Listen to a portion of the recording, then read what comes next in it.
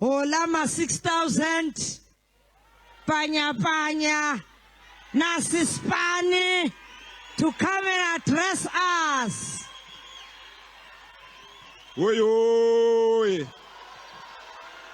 Oi, oi.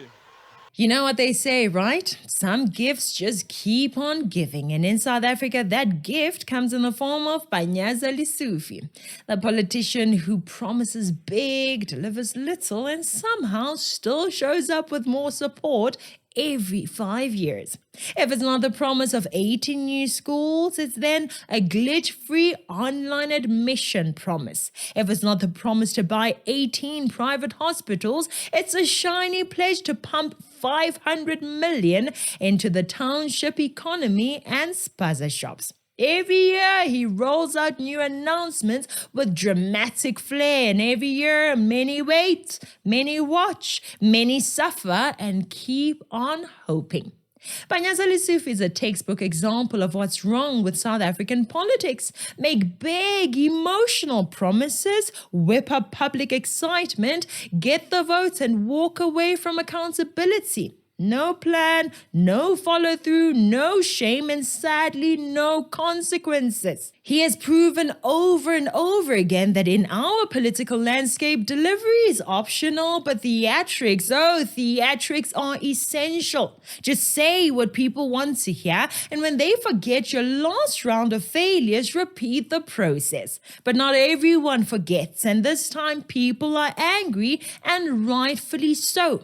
I'm sending a message to the Minister of Social Development that all these 32,000 children that are here, all these 32 children, young people that are here, all these 32,000 people that are gathered in this stadium today, Minister of Social Development, keep your social grant.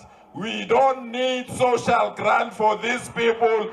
We will employ them to work and stand on their own. Let's talk about the Nasi iSpani job creation program. He promised 90,000 jobs for young South Africans. People applied, some got accepted, they showed up to training and work, and then no salaries, no communication, and no respect.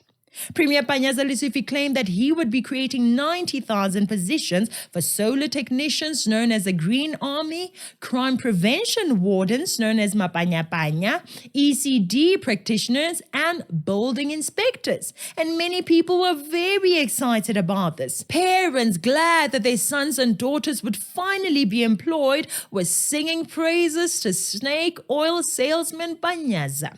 Many South Africans expectantly applied and waited in anticipation that their years of unemployment were coming to an end. Many were too excited to notice that this was nothing more than another electioneering scheme to get young and old people alike to vote ANC.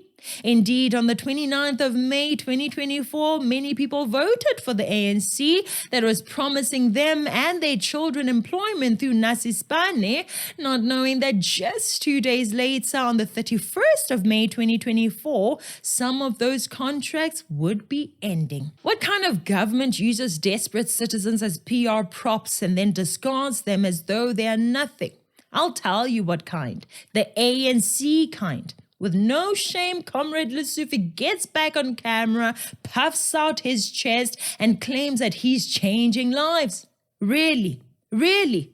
Please ask the youth who went to a Nasi iSpani program launch in excitement, joined the various WhatsApp groups, sat through hours of the program, and are now sitting at home, broke and disillusioned, if they believe that you are changing lives. You know what? I'll ask one of them on your behalf.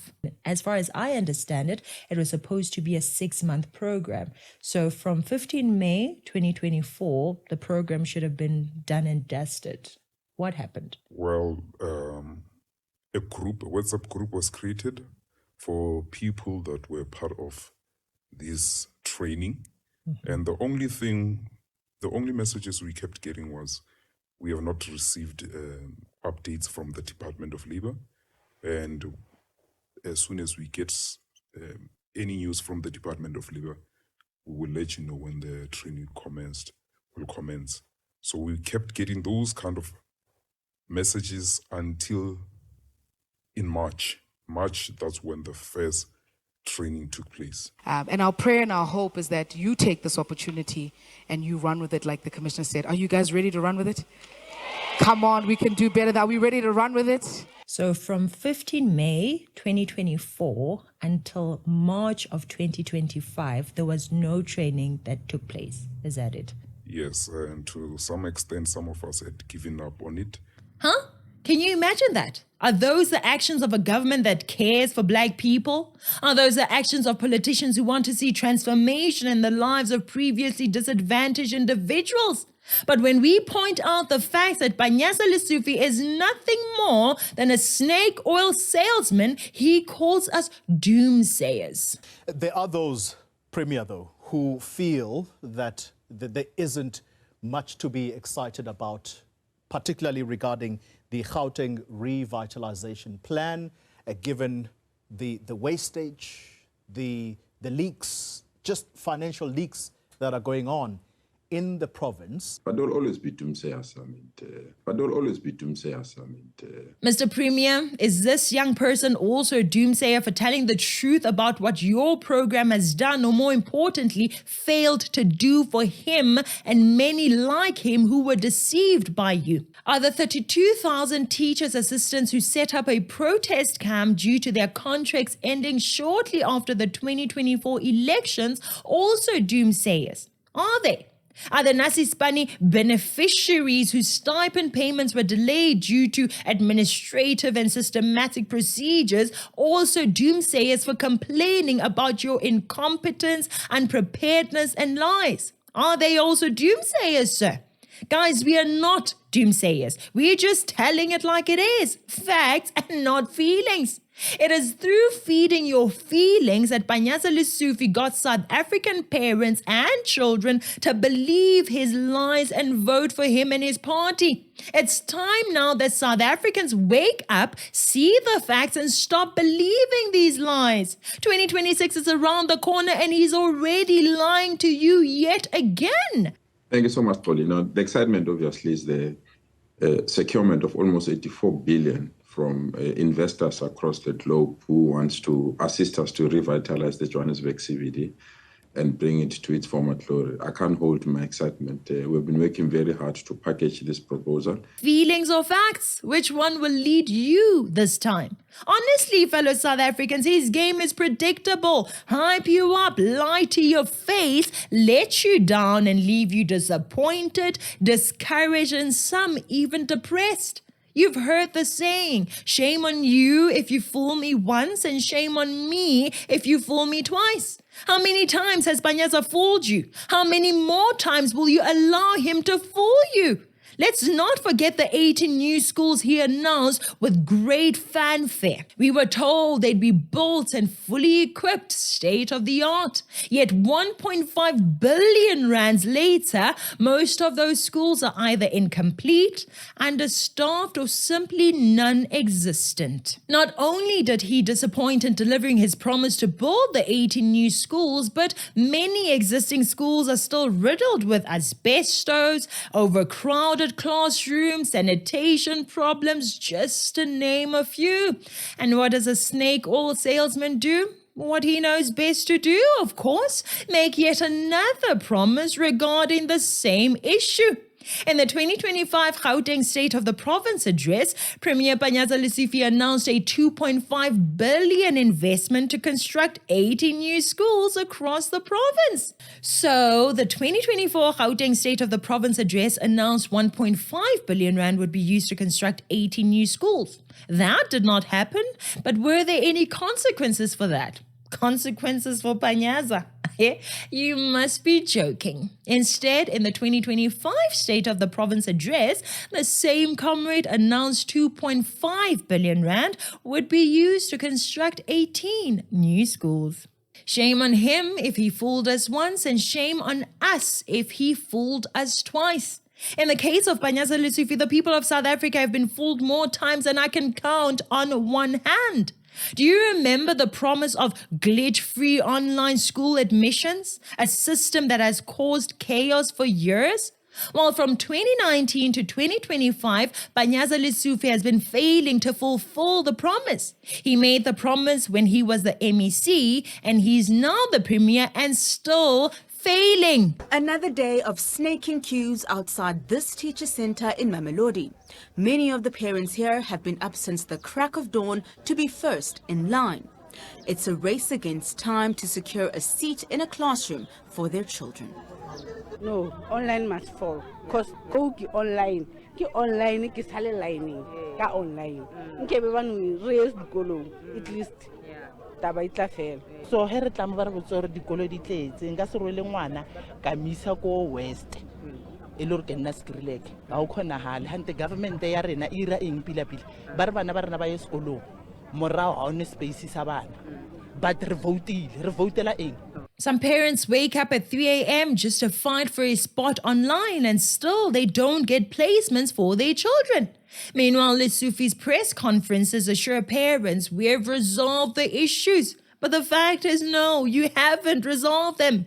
Not only is the ANC messing around with the livelihood of parents through their many incompetencies, but they are now playing games with the education prospects of pupils, even when their parents are doing everything they need to do on their part. They keep intercepting processes, putting themselves where they are not needed, not to make things better, but rather more difficult for the citizens. Oh, but the ANC cares for us, Akir. Panyaza Lesufi loves us, ne?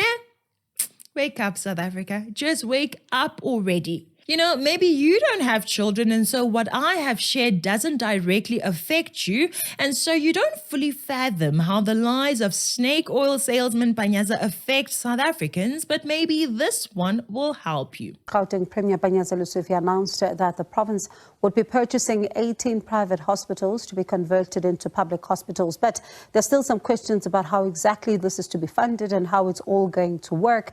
And he said, of course, that the province wants to be just in time for the implementation of the National Health Insurance. We are buying back 18 private hospitals. Does that promise ring any bells? He said this in 2024, claiming that they'd be turned into NHI-ready facilities where people could get private-level care for free. We've just signed an agreement that will see the Gauteng government buying back 18 private hospitals in our province, and we will convert them to public hospitals so that we are ready for the National Health Insurance. Healthcare experts rightly immediately called this unrealistic and misleading. There was no proper budget, no timelines, no signed agreements, just another headline designed to make struggling South Africans believe that the ANC cares more about them than those getting treatment in private hospitals. It's the same trusted tactic, isn't it? Over and over again, they say, look at them, the whites, the middle class, the ones who have access to private hospitals, the ones with medical aid. They don't want you to have what they have.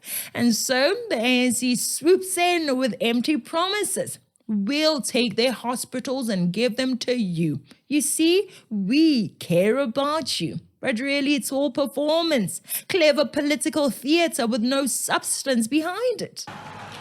This investment with National Workers' Fund, we believe, will go a long way to ensure that our health system is improved in our province. And in the meantime, public hospitals continue to collapse, underfunded, overcrowded, and oh so overwhelmed. Hospitals are not paying for the electrical and water bills, owing millions, and who's to blame for that? The same people who claim to care for you. Anyway, how far is he on that mission to buy these new 18 hospitals? I've not seen any progress. Please let me know if you know anything about it. Remember the 12,000 crime wardens known as the Amapanyaza, deployed to fight crime, but many were not paid. They have no clear powers. Many of them were only seen during political events and never really in communities that were in crisis. What about his 2.7 billion broadband plan for townships? Remember how that got many township residents very excited but barely lifted off the ground? You remember that? We are more excited that we are also bringing something that is very important, especially to young people in our province. What we want to do, President, is to ensure that all our townships, we've identified 26 townships, together with MTN, together with Into IT, together with Huawei, we want to make 26 of our townships to access reliable, dependable, free Wi-Fi so that all our people can be in a position to connect. We are of the view, President. We are of the view, President, that children of the poor have a right to do their homework at home using free Wi-Fi so that they can access their services. President, the future is no longer about water and electricity only. The future is about data, so that those that are unemployed, they can send their CVs utilizing free Wi-Fi. The target and the reality were like night and day. Only 14 out of the 205 sites had been provided with wide area network. 25 out of the 265 were given local area network. 19 out of the 265 got their Wi-Fi hotspots installed. Firstly, why should we be excited for free Wi-Fi from you when there isn't electricity to keep the computers and the phones on for that very Wi-Fi? And more importantly, why should you give us Wi-Fi instead of ensuring that an environment that allows for us to work and afford our own Wi-Fi and data is provided? Give us free stuff, and then when you fail, as you usually do, then our people doi and protest demanding the promised free stuff.